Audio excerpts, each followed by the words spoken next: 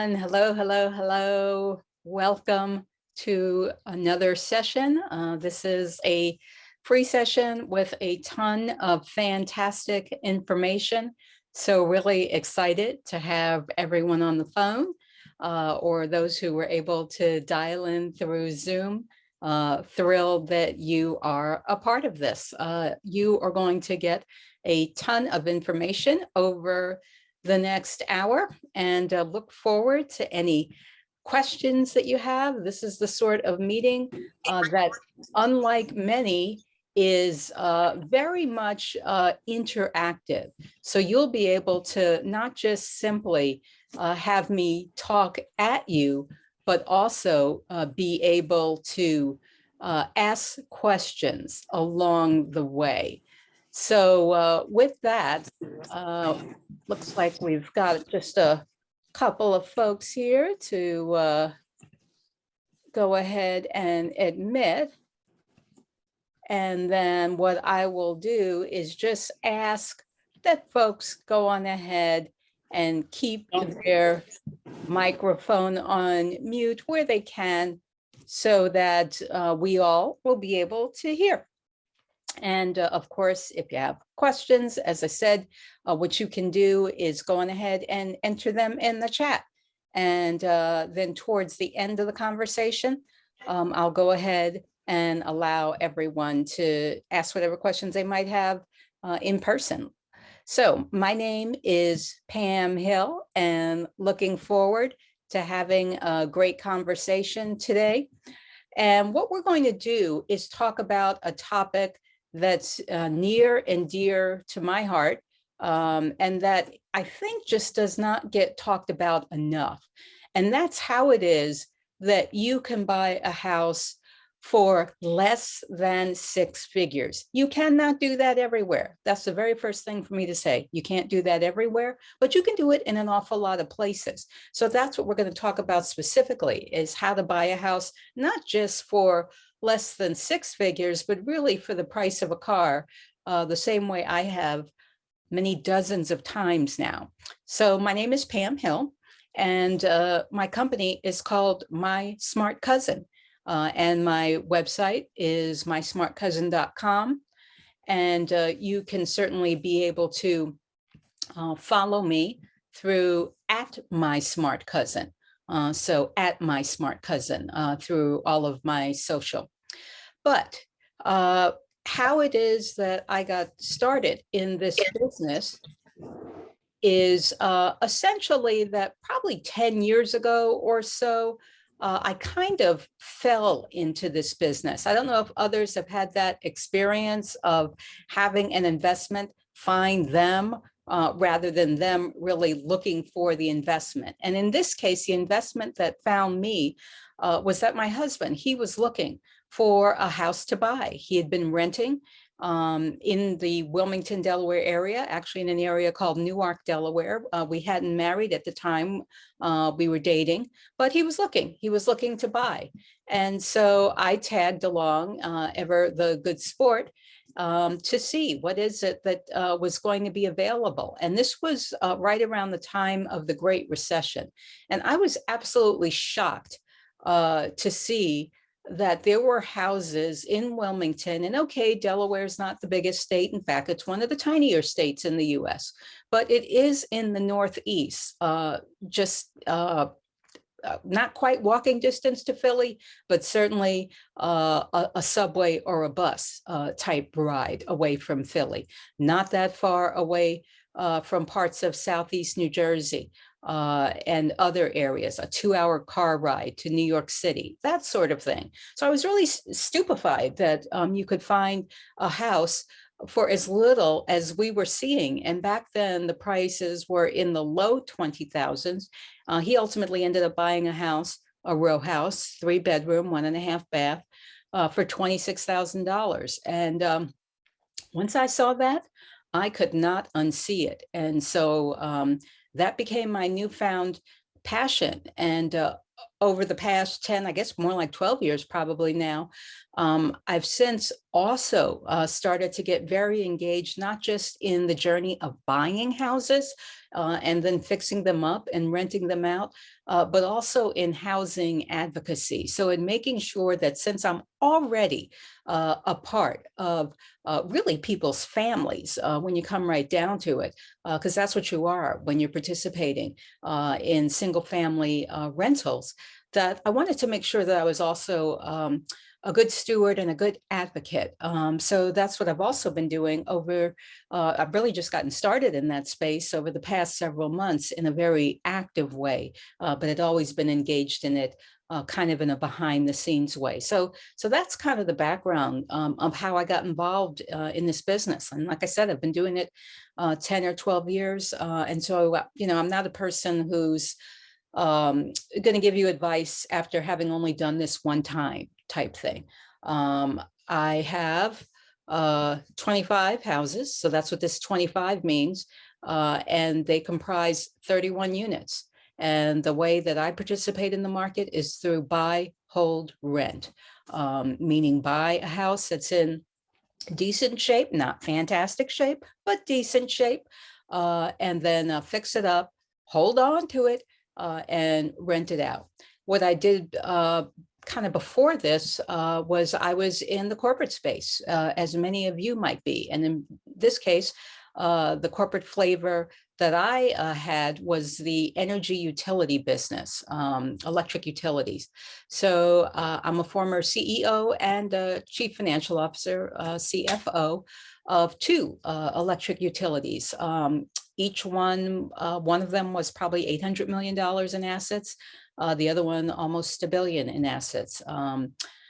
In the case of one, I had 1,000 employees reporting to me. In the case of another, I had 200. So I only mention that in terms of that I also have a lot of corporate experience, and I've really kind of brought that to bear in how I've developed my strategy.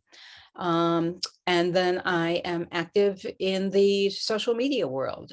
So I write blogs for others as well as on behalf of myself. And so I encourage you to get a lot of free information through my Instagram, through Facebook, through Twitter, at My Smart Cousin. So we will go on ahead here. Sorry about that. Always fun when we're doing these things. Okay. So what is it we do at My Smart Cousin? What we do is we help you do a couple of things.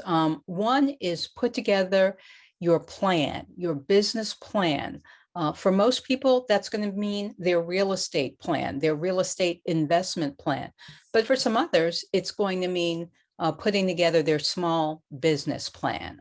So we are involved in both aspects. So that's one thing. We help you put together your plan. But a plan is a good place to start, but it truly is not a good place to end. You've got to take that plan into all of the concrete steps that are next in those big topical areas of what it is that you're going to do, and put a timeline against that and put resources against that. I'm going to need to fund XYZ, or I'm going to need X person to get involved, that sort of thing. And then all the way until you get to execution. So that's what we do. We take you from plan to roadmap to execution through either real estate investment coaching or small business coaching. I don't have anybody who's doing both because let's face it, it is hard enough to do the one very successfully. As far as who we help, so we work with principally folks who are first-time real estate investors and who are looking at some form of either buy and hold or buy and flip. Now, even though I don't have any experience in the flipping side, I'm very familiar with the flipping side. So when I say experience, meaning the kind of houses that I buy really aren't ripe for flipping in the early years. Even that first decade of owning them is still very much the early years of their lifespan. Instead, those kinds of homes are great, almost like a stock, that gives you excellent dividend potential, they're great for that. Let's just see here. So just gonna let in another person here. So they're great for that. But that said, I have a number of folks who like to participate in the buy, hold, and flip. And so as a result, I'm also very engaged in helping people to move from not just buying, but also to holding and to flipping. And just making sure here that we've got, yep, looks like we've got a good quorum of folks here. So that's one of the folks that we help. Also who we help are folks who are looking to become single family home owners. Sometimes multifamily, but often single family home owners. And the reason that these become great folks for us to help is that just as I mentioned that when I saw in Wilmington, Delaware, and then beyond Wilmington, but when I saw $20,000 houses in Wilmington and I could not look at the world the same way again, there's a lot of people who are renting or even they own a home and they are good and sick and tired of having six figures be a part of the deal of how it is that they own their home. And so when I work with them and they see that five figures is a reality, is a possibility, then they can't look away either. So I end up working with folks who are looking to become, for the very first time, a single family homeowner. And then there are some folks who are ready to just kind of put all their chips on the table and become a multi-family homeowner, meaning not only do they live in the house, but the house has more than just one place to live type thing. It's got a couple of units. Maybe it's a 2-family, a 3-family, a 4-family. So working with folks who are looking to become not just roof over my head that is going to be mine, but roof over my head that's also an investment. And then the third group of folks that we really help and work with are startup entrepreneurs. So I mentioned that we work with folks who are looking to become involved in owning a house, as well as folks who are looking to become involved in business as a small business enterprise.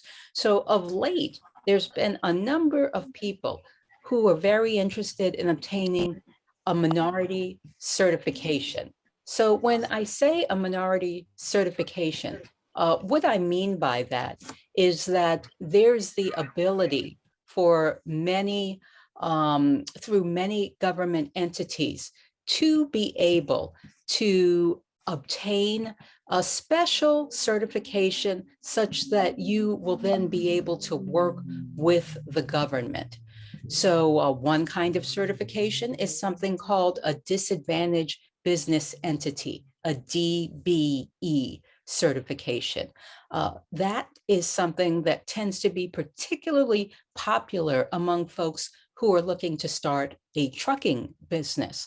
And the entity that issues that DBE, that disadvantaged business entity certification, is the Department of Transportation. And even though there's one great big federal government Department of Transportation, every state has their own Department of Transportation. And so I work with folks who are looking to obtain that certification so that they can then compete for contracts that are specifically for folks that have a DBE. I've also helped folks to obtain their women owned business certification. And so there's a couple of groups. One is called WeBank, WBENC. That's a particular association that provides that certification. And then also the minority business certification. And then I've got two clients who are pursuing their 8A, A like Apple, 8A. And that's another government certification. So there's lots of flavors out there. So those are the three types of folks that we really tend to work with: investors, looking to be homeowners or already homeowners and sick of the home that they're owning and ready for a different kind, in other words, not so expensive, or someone who's an entrepreneur and looking for some sort of certification and working with someone who's actually achieved it on behalf of others. So now on to what we've got at hand here, which is a house for the price of a car. So what exactly do I mean when I say that? Since there's all kinds of cars out there. This $312,000, and actually that number is probably already too low. But as of 3 months ago, that's what the average price of a house was all across the United States. The average price of your average house in the US was $312,000. Expensive. That is not a house for the price of a car in my book. Yes, a Bentley and so on would cost that, but that's not what we're targeting. What we're targeting are houses that are more on that inexpensive side of the spectrum. In other words, 60,000 or less. And I know 60,000 is mighty darn high for a car even these days, even with inflation. But it is going to be hard to find a good range of houses that are less than that. There are still houses that are out there. When I talked about the $20,000 experience, I do from time to time see that. But really, I'd say the thickest vein of houses that I see are in the 30s, 40s, 50s. And as I said, not in every state and definitely not in every city, but there are many that are still available every day. So that's one aspect of what a house for the price of a car is. It doesn't cost what the average price of a house costs in the US, $312,000. And the second thing is that it takes this many, right? It takes 10 fingers, in other words, 10 years or less to pay for, or perhaps said another way, to break even. And it does not take this, in other words, a generation. And think about it. That's what a 30-year mortgage is, 3 long decades, a generation to pay off a house. So I target, and when I work with my clients, we target houses that can be paid off, paid for, in the same way that a car can be paid off, paid for. There are no 30-year car loans.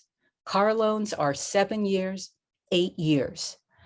That's what we target when we look at a house. And I have to tell you that I eat my own cooking when it comes to this. So as for instance, the house that my husband and I, once we got married, the house that we moved to and live in is a house for the price of a car. So that house, this house, was $35,000. And it's in a suburb of Philly. We got it in 2016. And it needed maybe $15,000 worth of work, the biggest chunk of which went to a new furnace, because the furnaces are not cheap, I don't think, anywhere. But it was a perfectly solid house in a good, solid neighborhood. And of course, it is now a lot more valuable than the $35,000 that we paid. But I bring it up only because, again, this many, that's the idea, to be able to pay off the house in the number of fingers on your hand, 10 years or less. So that's one aspect about a house for the price of a car. So we've talked already about that the house needs to be $60,000 or less, and that we need to be able to pay off the house in 10 years or less. So now here comes a third aspect of a house for the price of a car when you're doing it my smart cousin style. And that is that the house is going to look somewhat like this in that neighborhood, and not needing this, a wrecking ball, in order to get started on the right foot with the house. So a house that looks like this, when you look at it, Here's what I see, just to give you like a quick bird's eye view of if I've got Zillow up, just as an example, using them, and I'm flipping through pictures. What does my eye take in seconds? In seconds, first thing I see are some things that you would say that's basic, but I look at it nonetheless because not every house has that. One thing that I see in seconds is it's got all its walls. And that these walls in particular, they almost look like they're plaster. In other words, these walls look like good solid walls, not like just plain old drywall. Not that drywall is terrible, but drywall is not near as strong as the old plaster walls of yesteryear. I see these windows. These windows look like they could be casement windows, old style windows. They might be vinyl, but they look a little better than that. And just based on looking at them, they seem like they're in working order. So if these windows don't work too well, I probably just need to fix them. I doubt that I need to pay probably $400 for a window of this size to put in a brand new window. I see a radiator. So that tells me that there's a boiler downstairs in the basement somewhere. And so I'd be looking to make sure all the radiators seem like they're in decent shape. And I really don't mind radiator heating. That tends to be nice, warm heat. I see the floors. Again, it's not like I'm looking at a bunch of joists, floor joists. I see actual floors. Okay, so I might have to lay some vinyl on top of these, but that's about it. This door is a beautiful door, first of all, and it looks nice and solid. So that's something else that I see in the house. So this, as I take a look at this house, what I think to myself is, this is a great house, right? This is a house that's going to need some lipstick. In other words, paint and some flooring, just judging by this one room. This is not a house that's going to require a wrecking ball. So I'm going to keep looking at a house like this. And if it meets price of the car standards, then I'm actually going to go and visit this house to see if any of the major things that can turn a house from wonderful to terrible are the case. And the major things are if the roof is just chock-a-block full of holes, if it's not just the furnace that's at issue, but it's the furnace, it's the air conditioning, it's the hot water heater, all the major systems are a problem. If the electric is a big giant fire hazard, if the house is sitting in a valley, in a flood zone, and that can't be, that's not something that can be fixed when a house is 10 out of 10 in a flood zone. So those are the kind of things I'm going to look for to continue to qualify the house. But right now, just taking a peek seat at the house, I like what I see. So that's the third aspect of a house for the price of a car.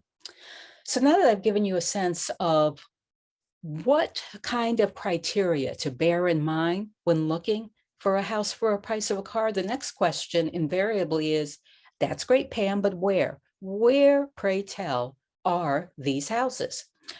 Well, they're all over the place, but one place that they are is in Baltimore, in the city of Baltimore, Maryland. So these numbers here give you a sense of reality. In other words, not just Pam Hill saying, hey, there's houses in Baltimore that meet the three criteria that she just laid out.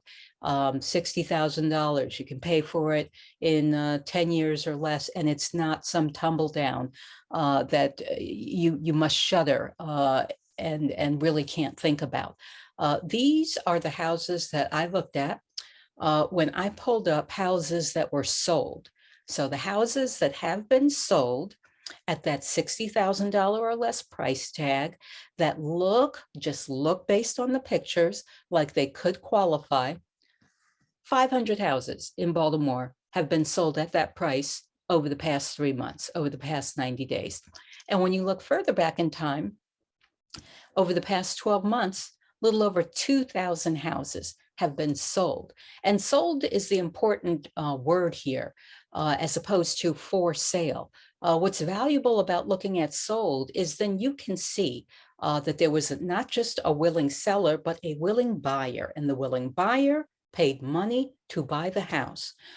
So there were 500 willing buyers over the past 90 days and 2,000 willing buyers over the past 12 months that bought themselves a single family or possibly a multifamily house in Baltimore at the price of a car. So that's one location. Another location is Chi-Town, good old Chicago. Uh, and Chicago has not had quite as many, but still, they've had a good amount. 100 houses in Chicago over the past 3 months have actually sold, as opposed to for sale, please buy me, maybe I will, maybe I won't. No, someone bought. 100 houses were sold over the past 90 days. 700 houses have been sold over the past 12 months at that house for the price of a car rate. And something that I'll mention here, as you think about whether those two areas could qualify for you, and those are just two cities out of dozens. If you are not in either one of those cities and you're thinking, well, how is it that I am going to make those cities pencil for me and really work as investments? This is where property management can really come into play. So if you don't live anywhere near the cities that happen to offer the best yield, the best value, then that's one way that you will be able to get there. So I just want to mention that for folks that are thinking about that distance, geography is a problem.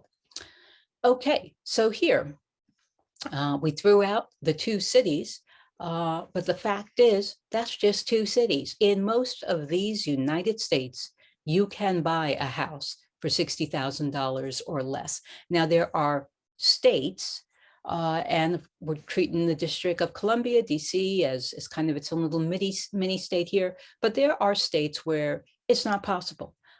It can't be done in Alaska. Arizona, a mighty toughie.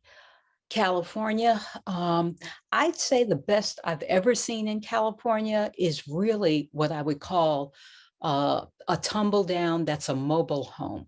And I don't, even though mobile homes can be a great way to get started as a homeowner, the drawback of a mobile home is that you have the rental fees that are payable to the owner of the mobile home site, the mobile home property. And so a mobile home owner will have so many lots that they own. And just as with a landlord, that a landlord might increase the rent suddenly and outside of your budget, so too could a mobile home owner. And so that's why I'm always very cautious when talking about mobile homes as a form of home ownership for folks. But California, for the most part, no, cannot find a house for $60,000 or less. Same thing with the District of Columbia, same thing with Hawaii. Now, there are some states that are not on here that you might have thought would be on here. So for example, New York.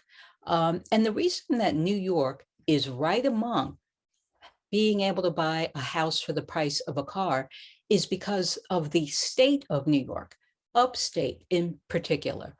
So think the capital of New York, Albany, and the second largest city. Of course, the first largest city in New York is New York City itself, the 5 boroughs, Queens, Brooklyn, Manhattan, Staten Island, and the Bronx. So we put those to the side. And now we talk about the second largest city, which is Buffalo, a city of over 1 million. Those two cities, just those two cities alone, are ripe with house for the price of a car possibilities. And something just generally that I tend to consider when I think about buying a house in a state that I don't know is that you can depend on capitals, the state capital, to be somewhat stable. So for instance, Albany, no great shakes. Sorry if anyone here is from Albany. A decent city, but it certainly has its struggles. Same thing for Harrisburg, which is the capital of Pennsylvania. But something that those two cities have in common, being state capitals, is that their governor is there. That is their seat of state government. And so it is unlikely that those cities, those districts will be allowed to fall straight to rock bottom. So you do have that as a little bit of a support as a reason to consider them. I would also say that on the other hand, it's unlikely that those state capitals will zoom right to the top of the housing price boom. So again, using New York as an example, a borough that would have been very difficult price-wise in terms of very low prices some 30 years ago, speaking about the borough of Brooklyn, is now not six figures, seven figures often. So it's unlikely that Albany will see that, or any state capital will. So be aware of that, that will be a trade-off. You'll have more stability, but you probably won't have as much upside. And then, as we mentioned here, 2 and 3 family houses, and in some limited cases, even commercial is possible at that $60,000 house for the price of a car. So now that you've got a sense of where, just a flavor for where you're able to find these properties and what in fact is a house for the price of a car, now comes the question of why do it? And I think most folks already kind of have a sense, even just their own private sense of why they want to do it. But as far as just breaking it down, why do this?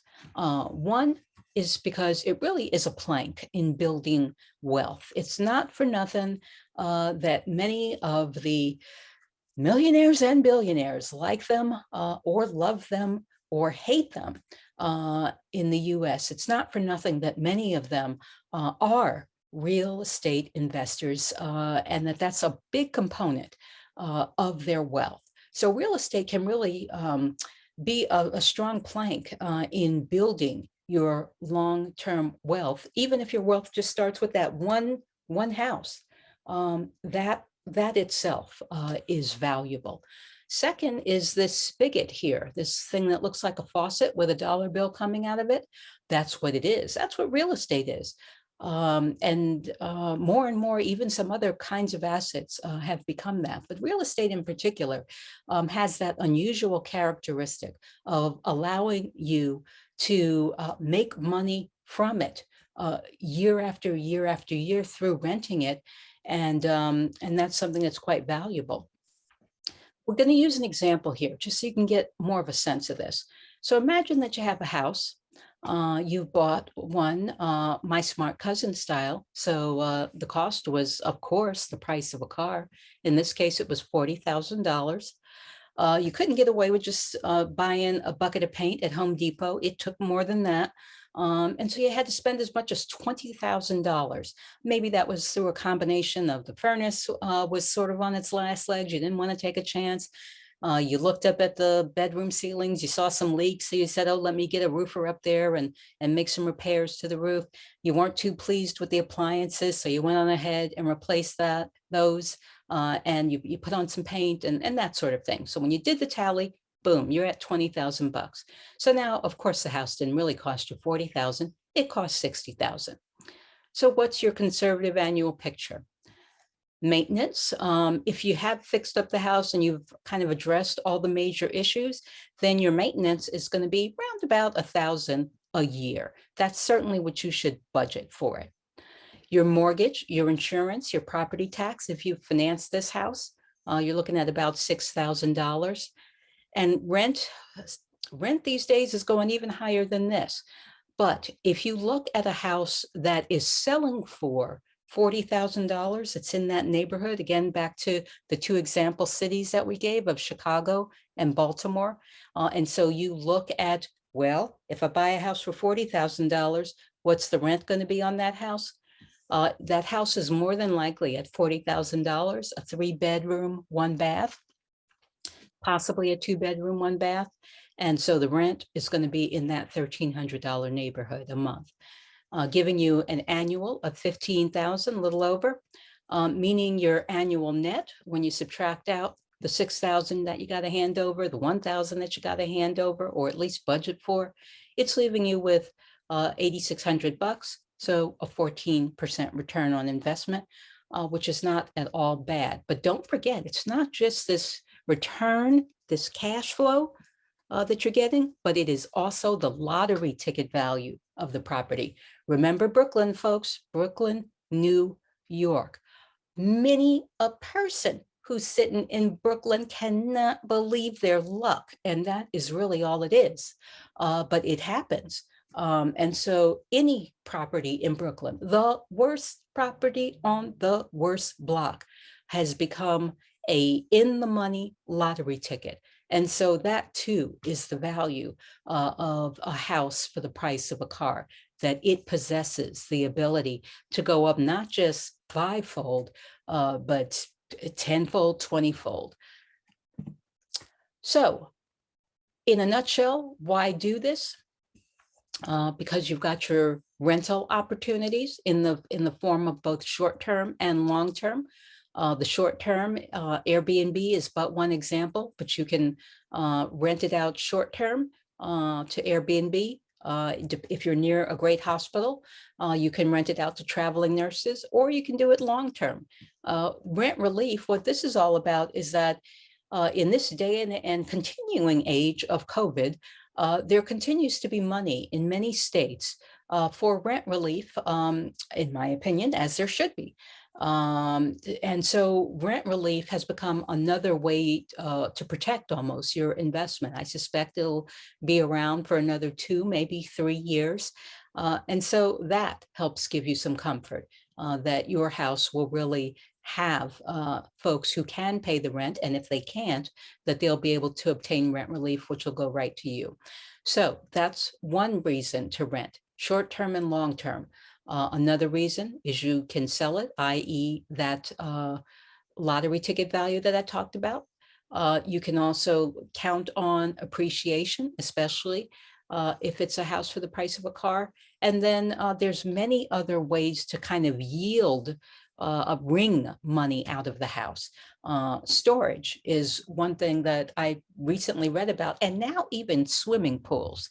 So on the storage front, there are folks who rent out their garage, they rent out their bedroom on specialized sites to people who are looking for a safe place to store a valuable and don't want to pay a storage company. Same thing with swimming pools. If you buy a house that has even an above ground pool, there are people who will pay you $30, $40, $50 an hour to use that pool. So again, as we begin to go towards the end here of where to find these, you can find these kinds of houses in your usual suspect type places, the multiple listing services, of which they are on Zillow, Realtor, Redfin, Trulia, and so many others. And these are the kinds of listings that you would look for if you're talking about house for the price of a car, single, multi, townhouse, commercial, even farmland. And then real estate owned on the REO, real estate owned listings. There are going to be various government types that sell these houses for the price of a car. Good old Fannie Mae, Freddie Mac, HUD, the Veterans Administration, the Army Corps of Engineers, USDA. These government agencies are all in the business of selling houses because these government agencies are all in the business of providing mortgages or underwriting the mortgage, guaranteeing the mortgage. So when things go south for them, and they find themselves suddenly in foreclosure with the person who owned it, they now are the proud, not so happy owner, and that is your benefit because you can then buy it. Other sources of listings are land banks, county sales, various county and municipal and state auctions, and then on the private sector side, auction sites and banks. And then how it is that you would finance. That's always such an important question. How do you finance something like this? So just as we talked about the government being an owner of some of these homes, the government is also a great source of financing, especially if this is going to be your primary residence.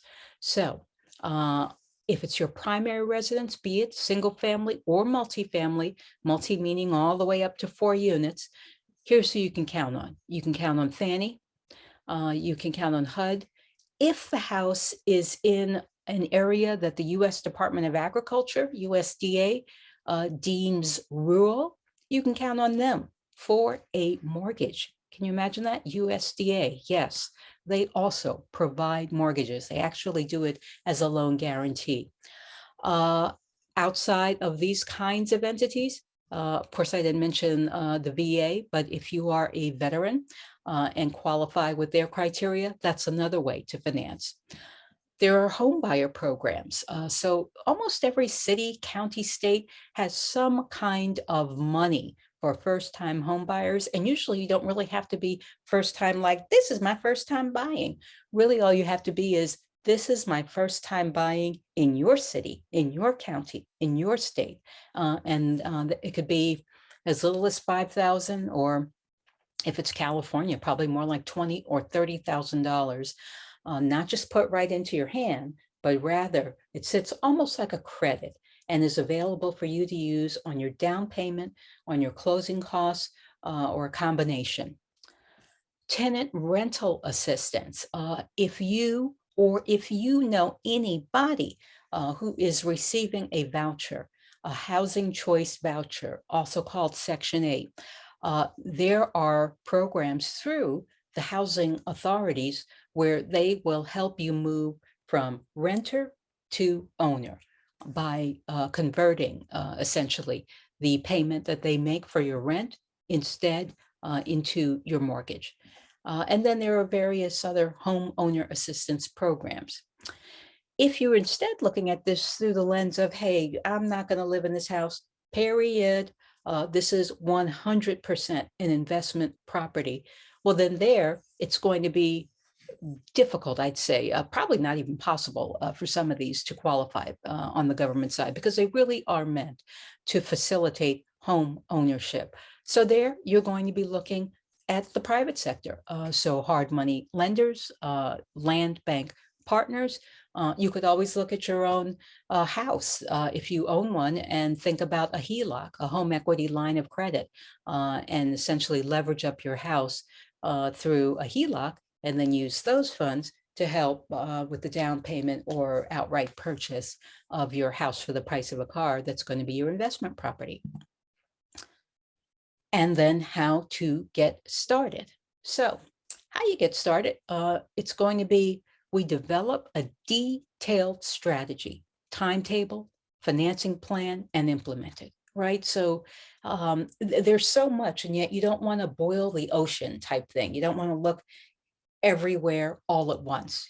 We'll never get anywhere, right? The old analysis paralysis phrase. So we start off big picture with your strategy, with when it is that you're looking to execute on this strategy, with what your money looks like, what you already have, what you hope to get, and what your implementation goals are and objectives are. And then we boil all that down so that we start to hone in on the location or locations that make sense, what the property requirements are, what your intention is. You're going to live in it, you're going to flip it, you're going to rent it. Is it going to be long-term rental, short-term rental? How it is that you're going to finance it? Are you going to take money out of your bank account? Are you going to use your credit card? So looking at all of that, and then ultimately getting you to the strategy of buying a house for the price of a car, and then taking you by the hand, right by the hand, all the way to close. If that's the level of kind of one-on-one that you want. And I always think it's important to talk about that, because just about all of us know what to do, but just because we know what to do doesn't mean we do it. So having someone who's there and able, has ridden this bus a number of times and can help you get there is always so important. And then lastly, this question of how it is that we get started. So if you're ready to Here's something that I've always kind of leaned on. If you want something different in life, then you got to do something different. So if that kind of sums up you and who you are, you've been wanting something different for a long time. I mean, honestly, you really got to do something different. And if that's you, then let's get started so that we can move from your vision board to action, if that's where you've been stuck, or move you from just ruminating, really, right? Nervously considering, well, what about this and what about that? And I'm not sure, moving from that state to confidently executing, or ready to really just go forth and conquer. Then that's where we at My Smart Cousin come into play. So I encourage you to sign up. You can go right online at mysmartcousin.com, sign up for one of our interactive hands-on master classes. We hold them every week, or sign up for one-on-one coaching. And certainly you can reach out to me at info@mysmartcousin.com. So with that, I'm going to stop sharing the screen and see if you all have any real live questions. As I said, I like to be able to give people the opportunity to ask if they do have a question. And certainly if you've got any feedback from me, if this was great for you, let me know that. If you feel like, gosh, I learned some stuff that I didn't realize was out there, go on ahead and give me thumbs up or what have you. But if you've got questions in particular, please go on ahead and let's hear them. So I'm going to give a chance here, see if anybody's got any questions.